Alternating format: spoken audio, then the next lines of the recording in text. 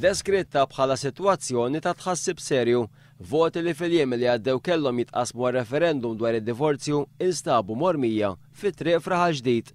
Daw il-voti instabu minn persuna li fuq bażi ta' konfidenzjalità professjonali għaddiet id-dokumenti lil membru parlamentari Laburista Joe Sammut li minnaħa tiegħu ħaddihom lill-Partit Laburista biex jingħataw lura lill-Kummissjoni Elettorali.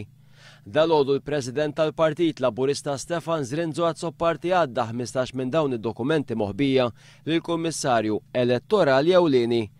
Fittra mogħtija lill-Kummissarju Elettorali ewlieni Salvo Gawċi, il-President tal-Partit Laburista qal li kien id-dmir tiegħu li jagħti lura dawn id-dokumenti lill-Kummissjoni Elettorali.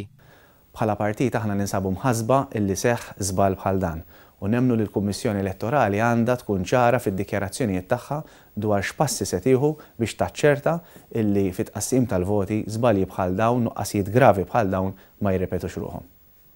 Stefan Zrinzo Azzopparti qal li episodji bħal dawn isaħħu l-fema tal-Partit Laburista li fit-tqassim tal-voti waqt appuntamenti oħra elettorali għandu jkun hemm involuti mill-ġdid il-membri tal-Korp tal-Pulizija.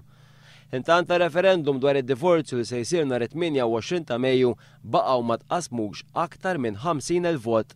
F'dan ir-referendum ser jintuża r-Reġistru Elettorali ta' Ottubru 2010 minkejja li r-Reġistru revedut ta' April 2011 huwa diġà ppubblikat.